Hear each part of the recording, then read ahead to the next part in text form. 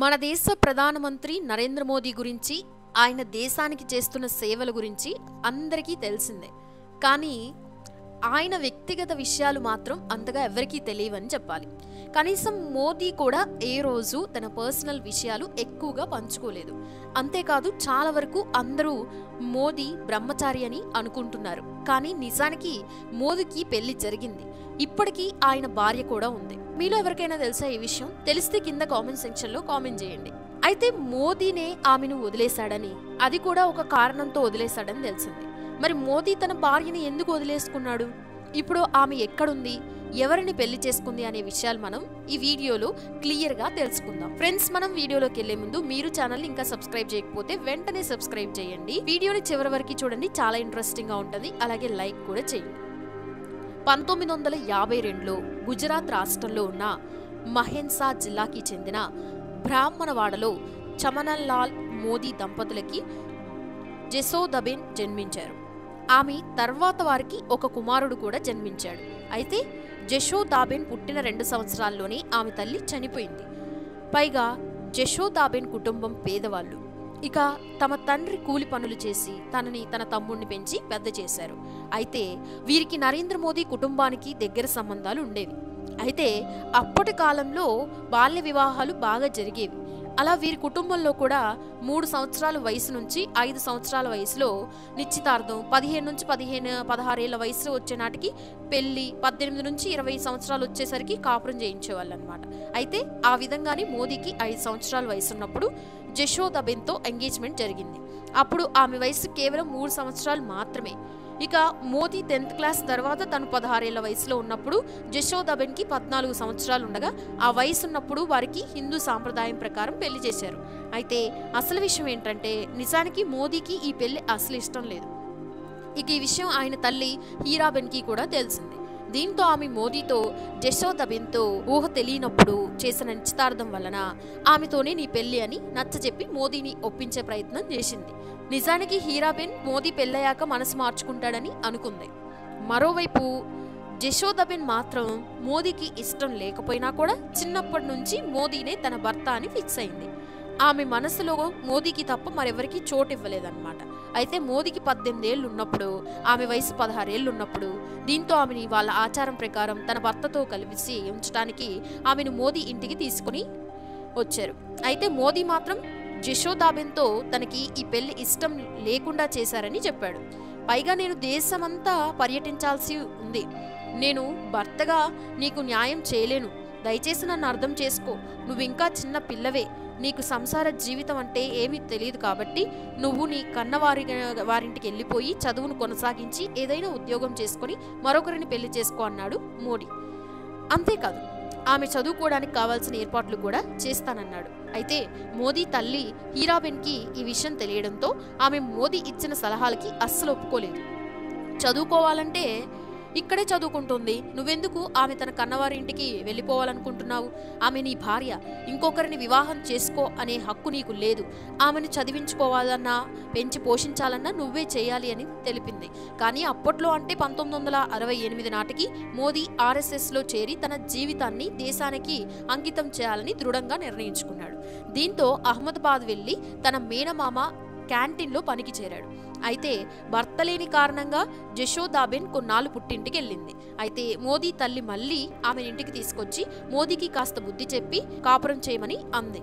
కానీ మోదీ అందుకు ఒప్పుకోలేదు. దీంతో తన తల్లితో అమ్మ సంసార జీవితంలో పడితే నేను అనుకున్నవన్నీ చేయలేనని అన్నాడు. ఇక తన భార్యతో నీకు చదువు ఒక్కటే మార్గం, చదువు మాత్రమే నీకు సహాయం చేయగలదు అనేసి అక్కడి నుంచి వెళ్ళిపోయాడు మోడీ.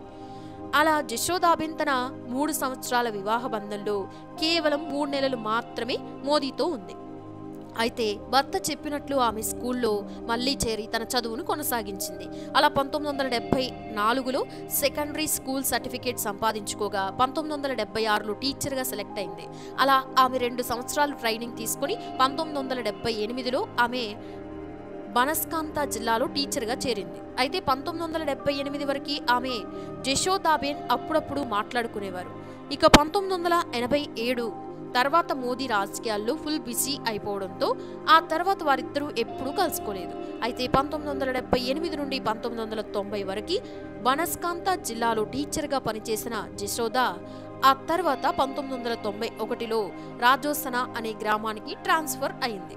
అలా ఆమె రిటైర్మెంట్ అయ్యే వరకు అంటే 2010 వరకు అక్కడే ఉంది. ఇక గతంలో గుజరాత్ ముఖ్యమంత్రిగా ఉన్న కేశుభాయ్ పటేల్ 2001లో అవినీతి ఆరోపణలు ఎదుర్కోవడంతో బీజేపీ అధిష్టానం అతనితో రాజీనామా చేయించింది. దీంతో అతని ప్లేస్లో నరేంద్ర మోదీని ముఖ్యమంత్రిగా కూర్చోబెట్టింది. అలా నరేంద్ర మోదీ 2001 నుండి 2014 మే 22 వరకు సుదీర్ఘకాలం 14 సంవత్సరాల 227 రోజులు గుజరాత్ ముఖ్యమంత్రిగా బాధ్యతలు చేపట్టారు. ఆ తర్వాత ఆయన 2014 మే 26న భారత 18వ ప్రధానమంత్రిగా ప్రమాణ స్వీకారం చేశారు. అంతవరకు జశోదాబెన్ గురించి ఒక్క గుజరాత్ రాష్ట్రానికి మాత్రమే అంతో ఇంతో తెలుసు. అయితే ఎప్పుడైతే మోదీ ప్రధానమంత్రి అయ్యారో మోదీ భార్య ఎవరంటూ చర్చలు జరపడం, ఆమె ఏం చేస్తూ ఉంటారని ఆరా తీయడం మొదలుపెట్టారు. అలా జశోదాబెన్ గురించి బయటి ప్రపంచానికి తెలిసింది. అయితే ఆమె తన భర్త గుజరాత్ రాష్ట్రానికి 12 సంవత్సరాలు ముఖ్యమంత్రిగా పనిచేసినప్పుడు గాని, అలాగే భారతదేశానికి ప్రధానమంత్రి అయినప్పుడు గాని అతన్ని కలవాలని గాని అతనితో మాట్లాడాలని గాని అనుకోలేదు. కాకపోతే మోదీ గురించి క్షుణ్ణంగా తెలుసు కాబట్టి అతను బాగు కోసం ఆమె పూజలు వ్రతాలు చేస్తూ ఉంటుంది. మోదీ పీఎం అయ్యాక కూడా ఆమె ముంబైలో ఉన్న మహాలక్ష్మి ఆలయంలో పూజలు చేసింది. అయితే మోదీ ఆమెని ఏ రోజు తన భార్యగా చెప్పుకోలేదు. గుజరాత్ సీఎంగా ప్రమాణ స్వీకారానికి 2001లో గాని 2002లో గాని 2007, 2012లో గాని అలాగే పీఎం అయినప్పుడు గాని ఫామ్ లో భార్య పేరు ప్రస్తావించాల్సిన చోట ఖాళీగానే వదిలేశారు మోదీ. లేదంటే అడ్డంగా ఒక గీత గీసేవారు. అంతే తప్ప ఆమె పేరును ఎప్పుడు కూడా ఎక్కడ కూడా రాయలేదు. అయితే దానికి ఒక కారణం ఉంది. ఆమె పేరు ప్రస్తావిస్తే ప్రశాంతంగా బతుకుతున్న ఆమెని రాజకీయ ప్రత్యర్థులు రాజకీయాల్లోకి లాగుతారు. మీడియా ఆమెను ప్రశాంతంగా బతకనివ్వదు అని. అంతేకాకుండా కర్మన వాచ మనస ఏ రోజు ఆమెను తన భార్యగా అంగీకరించలేదు మోదీ. అందుకని ఆమె పేరును ఎప్పుడు ఎక్కడ రాయడం సంస్కారం కాదని అనుకున్నాడు. అయితే జశోదాబెన్ మాత్రం తన భర్త మోదీనే అనుకుంది. ఆయనే తన సర్వస్వం అనుకుని మరో పెళ్లి కూడా చేసుకోకుండా ఒంటరిగా ఉండిపోయింది. అయితే 2014లో మోదీ పీఎం అయ్యాక ఎంతో మంది మీడియా ప్రతినిధులు ప్రజాప్రతినిధులు ఆమెని సంప్రదించి మోదీని ఇరకాటంలో పెట్టాలనుకున్నారు. కానీ ఆమె వారికి అవకాశం ఇవ్వలేదు. అయితే కాంగ్రెస్ మాత్రం ఆమె అవకాశం ఇవ్వకపోయినా కూడా ఎన్నో విధాలుగా మోదీని ఇరకాటంలో పెట్టడానికి ప్రయత్నించింది. ఇక ఇప్పటికీ తన భర్త మోదీనే అని జశోదాబెన్ అన్నది తప్ప అతని గురించి ఒక్క విమర్శ కూడా చేయలేదు ఆమె. అయితే తన భర్త నరేంద్ర మోదీ గనక స్వయంగా తనను పిలిస్తే అతనికి తోడుగా ఉండడానికి వెళ్ళాలని అన్నది ఆమె. అది కూడా మోదీని స్వయంగా పిలిస్తేనే వెళ్ళాలని, తనతో కొత్త జీవితం ప్రారంభిస్తానని అన్నది.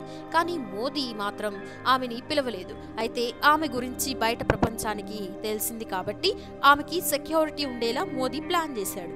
ఏకంగా 5 సెక్యూరిటీ గార్డ్స్ ఆమెను నిత్యం కాపలా కాసేలా ఏర్పాటు చేశారు. ఇక జశోబెన్ టీచర్ వృత్తికి రిటైర్ అయ్యాక ఆమెకి 14,000 రూపాయల పెన్షన్ వస్తుంది. ఆమె తన తమ్ముడి గారింట్లో ఉంటుంది. అయితే 14,000 రూపాయలు సరిపోకపోవడంతో పాటు ఆమె ఖాళీగా ఉండడం ఇష్టం లేక ప్రైవేట్గా ఒక జాబ్ని చూసుకుంది. ఇక జాబ్కి వెళ్ళడానికి ఆమె కేవలం ఒక పబ్లిక్ ట్రాన్స్పోర్ట్ మాత్రమే వాడుకుంటుంది. నిజంగా ఈ విషయంలో ఆమె చాలా గ్రేట్ అని చెప్పాలి. అయితే ఆమె సెక్యూరిటీ వాళ్ళు కారులో ఫాలో అవుతూ ఉంటారు. దీంతో అది ఆమెకి ఇబ్బందిగా అనిపించడంతో ఇలా అనవసరంగా తన గురించి ప్రభుత్వం డబ్బు వృధా చేయకూడదని తనకి కేటాయించిన సెక్యూరిటీ సిబ్బందిని సున్నితంగా తీసేయమని కోరింది. నిజానికి మోదీ కుటుంబంలో ఉన్న అందరూ కూడా అధికారం చెలాయించాలని అసలు కోరుకోరు, అసలు అనుకోరు. తన భర్త దేశానికి ప్రధానమంత్రి అయిన జశోదాబెన్ ఏ రోజు రూపాయికి కూడా కకృతి పడింది లేదు. అలాగే మోదీ గారి అన్నదమ్ములు బంధువులు కూడా చాలా సాధారణ జీవితాన్ని గడుపుతారు. వారు కూడా ఇంత డబ్బు ఆశించరు. వారు ఇంకా 10-15 వేల సంపాదనతోనే బతుకుతున్నారు. ఇక మోదీ తల్లి కూడా తనకి వచ్చిన పెన్షన్తోనే కాలం గడిపింది. పైగా ఆమె ఖర్చులు పోగా మిగిలిన డబ్బులన్నీ వృధా చేయకుండా మన వాళ్ళకి మనవరాళ్ళకి ఇచ్చి మిగిలిన డబ్బులు మోదీకి ఇచ్చేది. ఇక మోదీ వాటిని తన తల్లి పేరు మీద ట్రస్ట్కి ఇచ్చేవారు. అయితే ఆ మధ్యనే మోదీ తల్లి ఈ లోకంని వదిలి అనంతలోకాలకి వెళ్ళిపోయారు. ఇక జశోదాబెన్ ప్రస్తుతం తన తమ్ముడు దగ్గర మెహెన్సా జిల్లాలో ఉన్న ఓన్సా అనే చిన్న టౌన్లో నివసిస్తుంది. ఇక ఆమె మరో పెళ్లి చేసుకోకుండా ఈ జన్మకి తన జీవితాన్ని మోదీకి అంకితం చేసింది. దానికి కారణం ఆమె చిన్నప్పటి నుంచి మోదీనే తన భర్తగా భావించి తన మనసులో మరొకరికి చోటివ్వలేదు. నిజానికి ఈ విషయంలో ఆమె చాలా గొప్ప వ్యక్తి అని చెప్పాలి.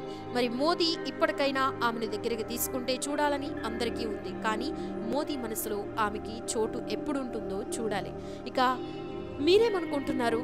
ఇది మోదీ అలా చేయడం కరెక్టేనా? కింద కామెంట్ సెక్షన్లో కామెంట్ చేయండి. వీడియో నచ్చితే కంపల్సరీగా లైక్ చేయండి, షేర్ చేయండి, ఛానల్ని సబ్స్క్రైబ్ చేసుకోవడం మర్చిపోకండి. Thanks for watching this video. మరో మంచి ఇంట్రెస్టింగ్ వీడియోతో నెక్స్ట్ మీ ముందుంటాను.